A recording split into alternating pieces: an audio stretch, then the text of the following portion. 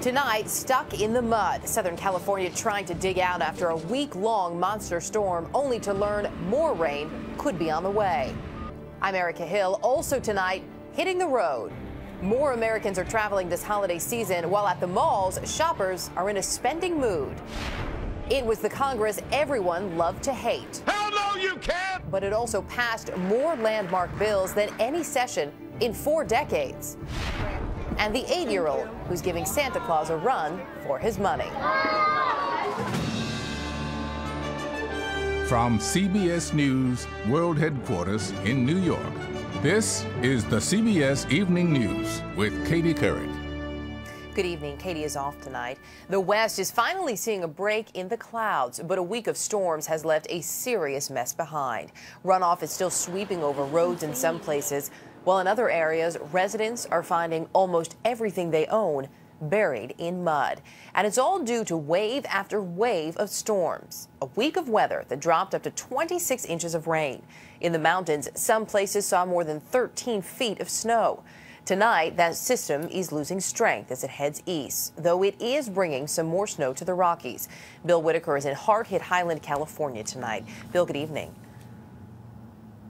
Good evening, Erica. The cost of cleaning up these storm-ravaged communities east of Los Angeles now estimated at $40 million. But local officials surveying this damage say they expect that figure to climb much higher. Residents of the city of Highland are now stuck at ground zero in a river of drying mud. This neighborhood was wiped out when a drainage canal clogged with debris sent a fast-moving river of murky water and mud through hundreds of homes. It hit my house like thunders hit my house. Louis Barrera ran to save his elderly neighbor and returned to find he had lost everything in his house. Everything waist level got totally ruined. All I got left is my clothes, my papers and some pictures. My cars, everything's buried. Today, the city started digging out and cleaning up, while friends and neighbors helped clear 3 feet of mud from in front of Frank Gutierrez's house. Inside, the family faced this nightmare just before Christmas. His hat. Where is his hat? He was too distraught to talk. Up the street, city officials gave the Constante family 10 minutes to go back into their house and salvage what they could. Every room was caked in mud. We can all replace it, as long as we all got out alive. Heavy rains caused a torrent of water and rocks to flow down the mountain and through the center of town, crashing into bridges and flowing through this neighborhood. Today, residents got some help from county prisoners who are digging out cars and moving debris. Probably 3 or 4 days just to get the streets cleaned. 66 miles away, this was Laguna Beach today. Shopkeepers rushing to clean up, hoping to salvage what's left of Christmas shopping. I think Christmas was saved. I think it will be saved today. We know that everyone's going to come out and support our local businesses. This was Laguna Beach yesterday. Rain-flooded streets looked like a raging river. This runoff fouled town beaches. In fact, beaches all along the Southern California coast have been contaminated. Everything on the street, whether it's trash, motor oil, animal waste, you name it, that gets washed into the storm drain and onto our beaches. In San Diego, Qualcomm Stadium, underwater yesterday, has been drained and dried for tonight's College Bowl game. Now, while people here are cleaning up, the storm that did all this is moving on. New Mexico and Colorado tonight, Dallas tomorrow night, and Christmas, it will hit Atlanta. Also on Christmas, another storm is expected to hit Southern California. Erica? Can't seem to catch a break. Bill Whitaker, thanks. Millions of Americans, meantime, are heading home for Christmas tonight, most of them by car. It's estimated 93% of this year's holiday travelers are driving. That's nearly 86 million people. And as Don Teague reports, they face skyrocketing prices at the pump. All right, have a good Christmas. In Dallas, Texas, Eric Palmer and his family are on the road to Grandma's house 700 miles away in Colorado. It's not too far for us to drive. I mean, as a family, we're always taking long trips. It's only 12 hours. Yeah. A trip that will cost much more this Christmas, with gas prices on the rise.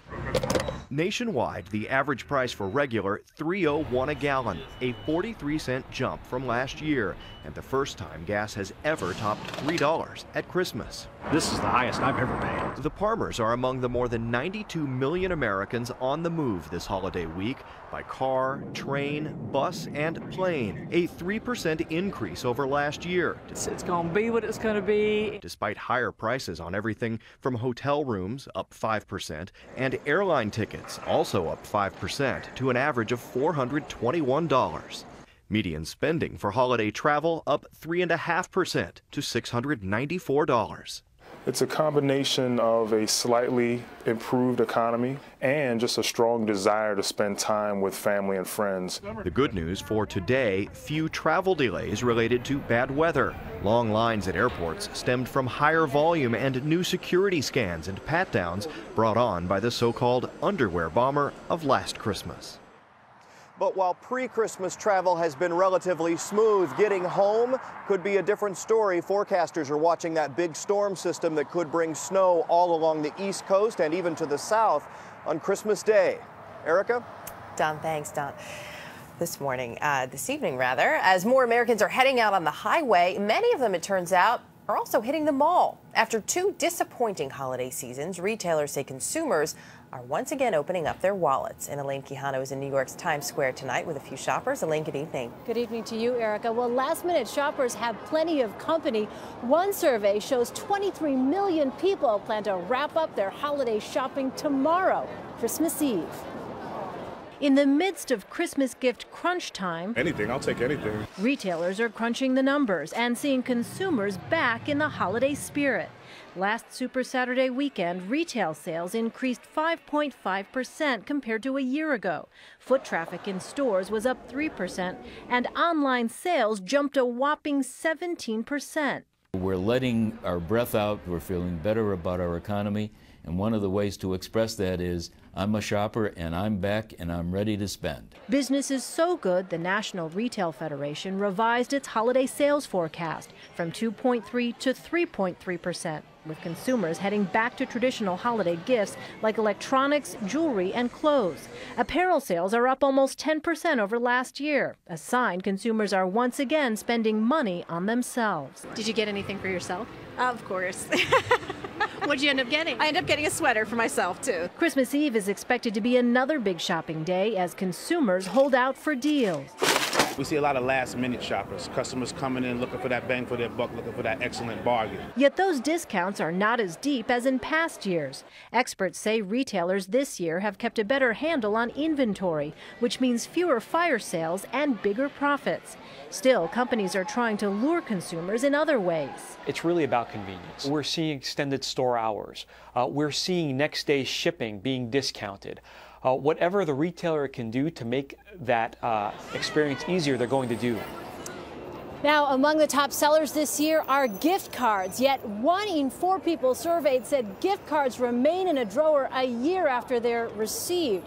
Still, under new legislation, gift cards bought now will have to remain valid for 5 years. Erica?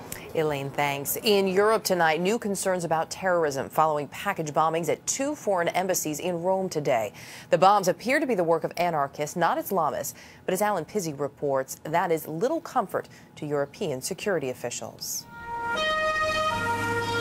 The first bomb was delivered by mail to the Swiss embassy, seriously injuring the employee who opened the package. Less than 3 hours later, another blast, this time at the embassy of Chile. Once again, an employee was badly hurt. Tonight, an Italian news agency is reporting that a statement found at one of the scenes claimed the bombs were the work of a group called the Italian Anarchist Federation. The bombs may have been small, but they will certainly increase tension across Europe, where terrorist alert levels were already being ratcheted up in anticipation of a possible major attack over the Christmas period. Today's events were similar to a wave of 14 unsuccessful mail bomb attacks in November aimed at European embassies and politicians. Greek anarchists are the prime suspects. But the big fear in Europe has been Islamic terrorism, and it's been a busy couple of months with a botched suicide bombing in Sweden, arrests of terror suspects in the UK and Spain, and security alerts in Germany and France. The timing of today's attacks could not have been worse. The security services are already on high alert as this city fills up with tourists gathering for the traditional Christmas Day celebrations in St. Peter's Square.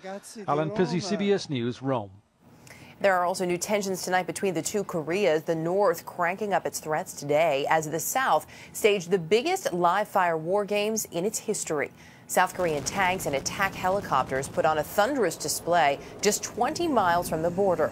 The North's military chief called it a provocation and said the North is ready to defend itself with nuclear weapons.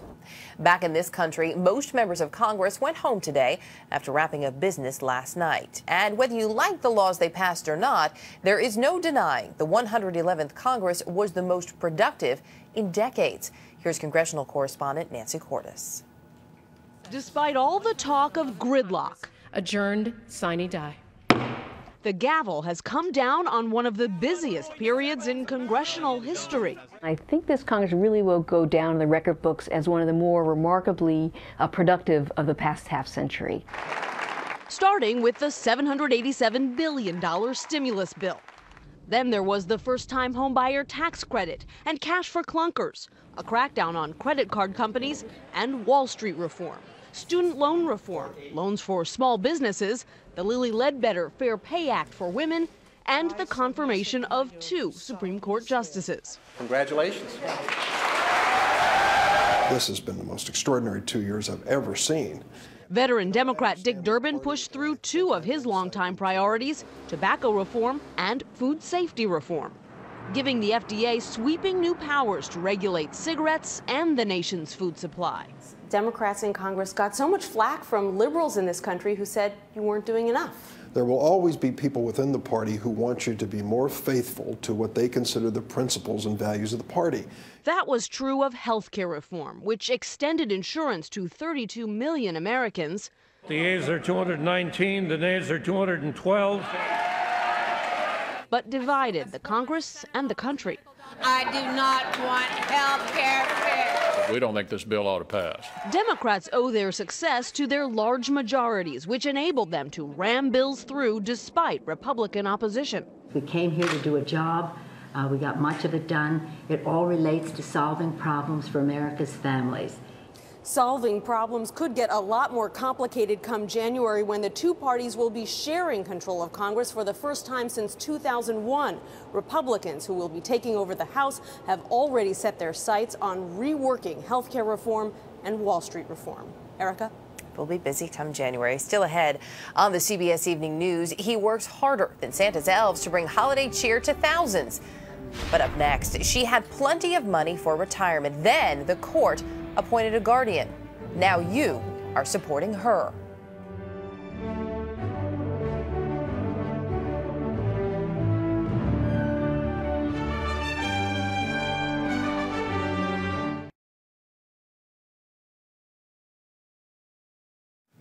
Our next story is about a woman you've never met, even though you're supporting her with your tax dollars. She actually had plenty of money of her own, but then a court appointed guardians to look out for her best interests. Her relatives, though, say the guardians had only one interest: themselves. Cheryl Atkinson investigates. As children of the Depression, Marie and Cliff Long lived frugally and invested wisely. Cliff died in 2003. Madeline and Jeanette are Marie's sisters. How much money did your sister have saved? They say about $1.3 million. $1.3 million, enough to last the rest of Marie's life, or so the couple thought.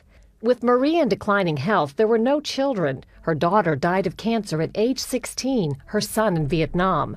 To make decisions on her finances and care, the court appointed a guardian, an agency called the Sun Valley Group.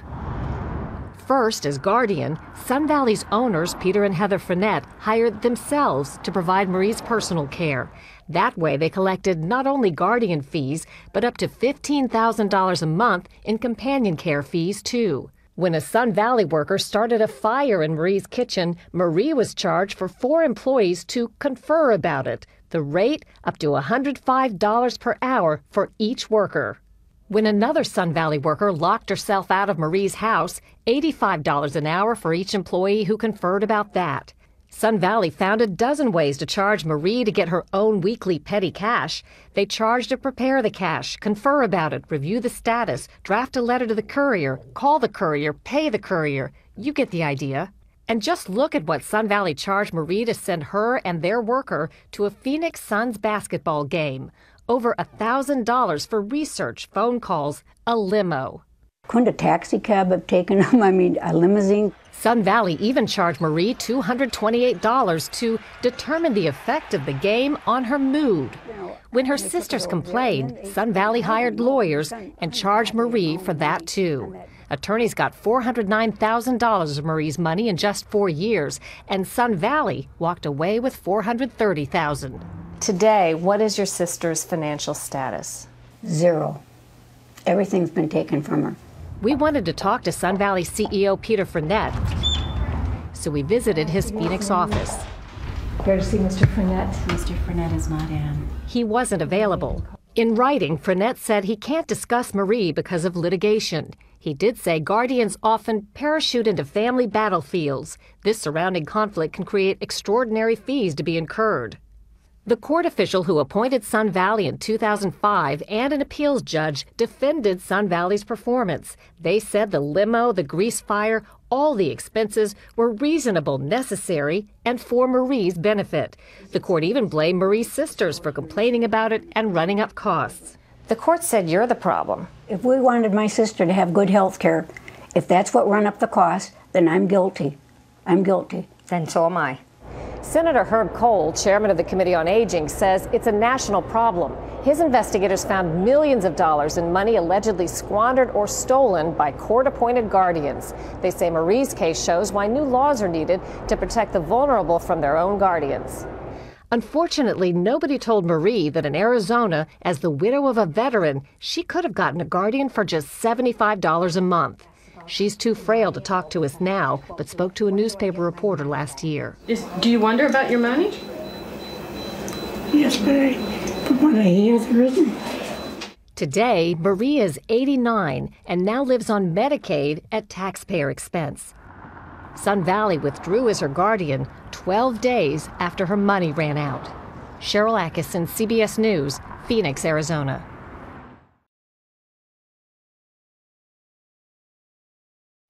A word of caution now about some graphic video we're about to show you. It's from a dramatic protest in Romania's parliament. A man denouncing government budget cuts, as you can see, threw himself from a balcony. Now, he plummeted more than 20 feet. We're told he was distraught over losing benefits for his disabled child. His injuries are not life-threatening.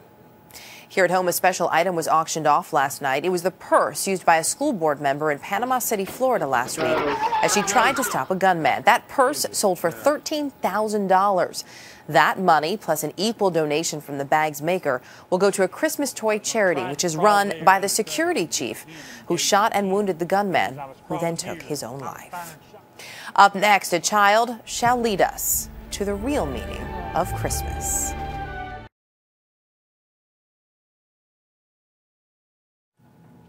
Finally tonight, just when you thought the holidays had been hijacked for good by crass commercial interests, along comes a little boy to set us all straight. Here's national correspondent Jim Axelrod with tonight's American Spirit of Giving. I'll get them for you. Forget the red suit, white beard, and belly. Sometimes Santa goes for a slightly different look. Say thank you. You're welcome. Justin Martin is all the Santa these kids could want. This is my third year doing it, and so far in all the years that I've done it, I've given away over 2,000 bears. Which is a good thing. Oh my goodness! Because for some at this inner city school in Newark, New Jersey, he's all the Santa they're going to get. What are you going to do with him? Take him home. You're going to take him home? Of course. What are you going to do with him at home? I'm going to put home and my daddy go to sleep. Here's one for you. At 8 years old, Justin has a deeper understanding of the holiday spirit than many adults ever will. Thank you. What feels better, the presents you get or all these bears that you give? The bears that I give. I don't know why. 3 years ago, when he was 5, Justin got to thinking. I was wondering if everyone in the world had a bear like mine. Throw me a bear. When his father told him no they don't, Justin started raising enough money to give away 1,000 bears to needy and sick kids each holiday season. It's fun? It's fun, yeah. To go around and give bears to less fortunate children. It's something his father can do nothing but marvel at. Whatever he does, he's just got a big heart. He goes at it very, very hard. While Justin's charity is clearly a labor of love, we can't stress enough just how much labor is involved. You see, Justin doesn't just deliver the bears he gives away, he makes them as well. Justin works at a local Build-A-Bear workshop, which provides bears at a discount. Still, he needs to raise $25,000 each year to meet his goal. What do you think other kids should know? What should they learn? That it's better to give than to receive. Good job. A holiday lesson that never gets old, especially powerful when the teacher's so young. Jim Axelrod, CBS News, Bridgewater, New Jersey. And to think he started it all when he was only 5. That is the CBS Evening News. For Katie Couric, I'm Erica Hill. Thanks for watching. Have a good night.